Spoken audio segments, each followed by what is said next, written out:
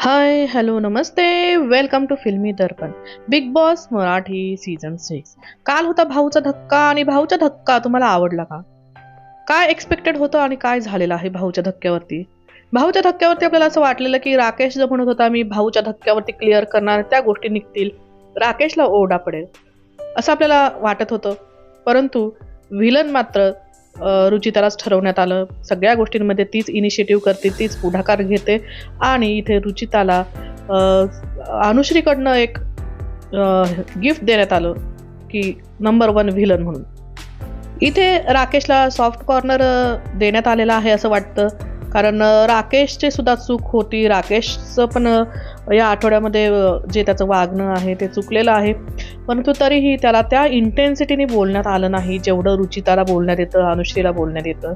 तेवढं इंटेन्सिटी राकेशला बोलण्यात दिसली नाही. किंवा करणचं सुद्धा चुकलेलं होतं. जे पीठ टाकलं होतं त्याने, ती सुद्धा त्याची चूक होती. आणि तरीही करणला सुद्धा तेवढ्या इंटेन्सिटीने बोलण्यात आलं नाही. परंतु रुचिताला मात्र सगळ्या बाबतीत जबाबदार धरण्यात येतं. तिची बॉडी लँग्वेज, तिचा टोन चुकीचा आहे. परंतु ती गेम सुद्धा खेळते, जे बाकीचे लोक खेळत नाहीत. ती गेम खेळते, परंतु तरीही बोलणी ती खाते. पण हा गेम पुढे नेण्यामध्ये रुचिताचं बरंच कॉन्ट्रीब्युशन आहे.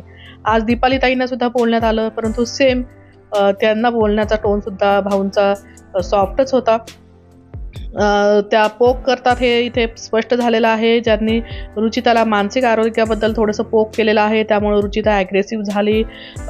तिला ट्रिगर पॉईंट त्यांनी क्लिक केला, त्यामुळे ती ट्रिगर झाली आणि सगळ्या गोष्टी घडल्या.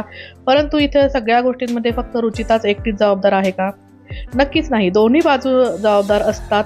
परंतु बोलताना एकासाठी सॉफ्ट कॉर्नर आणि एकाला हार्शली इंटेन्सिटीने बोलण्यात येतं.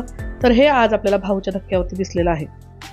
पापड लाटण्याचा जो टास्क होता त्याच्याबद्दल भाऊंनी सांगितलं की बाबा कमी कमी पापड तरी लाटू द्या. कारण तिथे खरंच या लोकांचं काहीच प्लॅनिंग आपल्याला दिसलं नव्हतं. पापड सुद्धा त्यांनी लाटून दिले नाही. पापड लाटू द्या आणि नंतर तुम्ही जेव्हा पापड सुकं टाकाल त्यावेळेस तुम्ही तुमचा गेम दाखवा, ॲग्रेशन दाखवा. ही गोष्ट खरंच भाऊंनी जी स्पष्ट केली ती योग्यच आहे.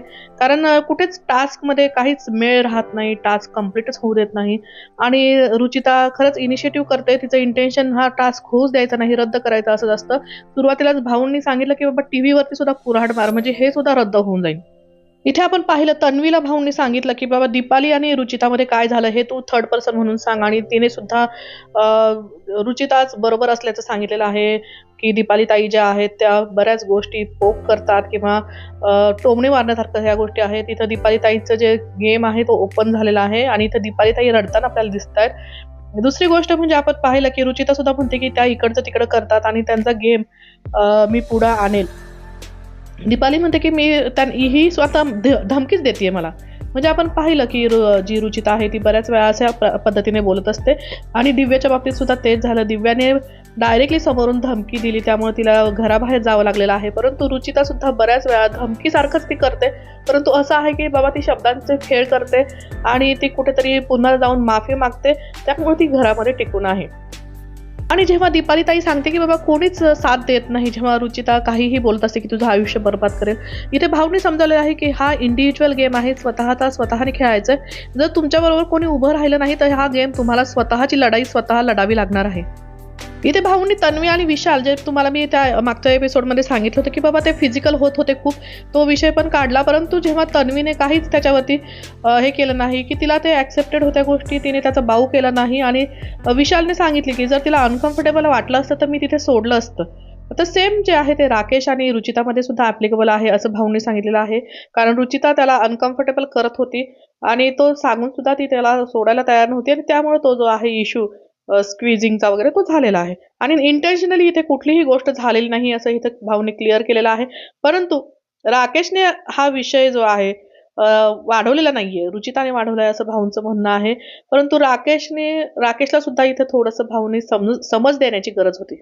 त्यानंतर जेव्हा चोरीचा विषय निघाला की बाबा राशन चोरी कोणी केली, त्याबद्दल तन्वीने जो तमाशा केला, तिथेच सरांनी सांगितलं की बाबा एखादी गोष्ट एवढी पण ताणू नये की बाबा ती तुटेल. आणि तुम्ही झोपून घेतलं, बाहेर जायचं म्हटलं घराच्या, आणि कोणी चोरी हेच क्लिअर होत नव्हतं. तिथे भाऊंनी बिग बॉसच्या सीझनमध्ये पहिल्यांदा ती क्लिप सगळ्यांना दाखवण्यात आली आणि तिथे कळालं की बाबा तन्वी आणि राकेश या दोघांचंच ते कार्यस्थान होतं. तन्वीने सांगितलं होतं ते ठेवायला आणि राकेशने स्वतः ते सगळ्या वस्तू ठेवल्या होत्या. तर याच्यावरनं राकेश आणि ही गोष्ट खूप सॉफ्टली आणि लाईटली घेतली गेली. त्याच जागी जर रुचिता आणि अनुश्री असत्या, तर या चोरीला खूप मोठं वळण मिळालं असतं. भाऊजे खूप त्यांना तिथे फटकारलं असतं. सगळ्या लोकांनी त्यांना चिडवलं असतं चोर म्हणून. जसं अनुश्रीला कित्येक वेळा चोरी करते म्हणून तिला चिडवलेलं आहे, तिच्यावरती आरोप केलेले आहेत. सेम गोष्ट राकेश आणि तन्वीच्या बाबतीत इथे घडली नाही. ते खूप फन वेमध्ये त्यांनी घेतलं.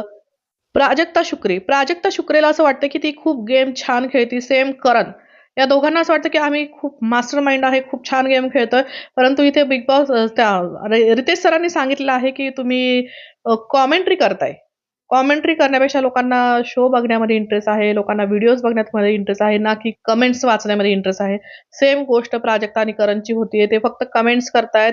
व्हिडिओ कोणीतरी दुसरंच खेळतंय. त्यामुळं हे फक्त व्हॉईस बनून राहिलेले आहात तुम्ही.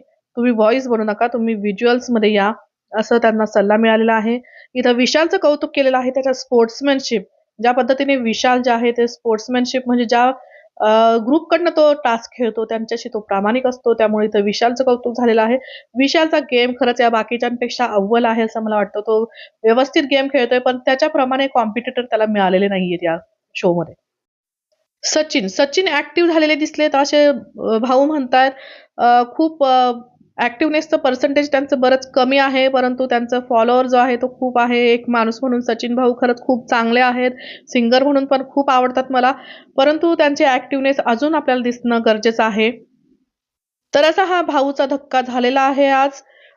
काही प्रमाणात लोकांची निराशा झालेली आहे. ज्या इंटेन्सिटीने बोलण्यात यायला हवं होतं तेवढं घडलेलं नाहीये. परंतु ठीक आहे, ज्या पॉइंट आपल्याला पॉइंट आउट करायचे होते ते नक्कीच रितेश सरांनी खूप चांगल्या पद्धतीने पॉइंट आउट केलेले आहेत. आणि असंच आपण हा बिग बॉसचा शो जो आहे तो पाहत राहूया. तुम्हाला जर माझे व्हिडिओ आवडत असतील तर नक्की सबस्क्राईब करा, लाईक करा, शेअर करा. नमस्कार, धन्यवाद.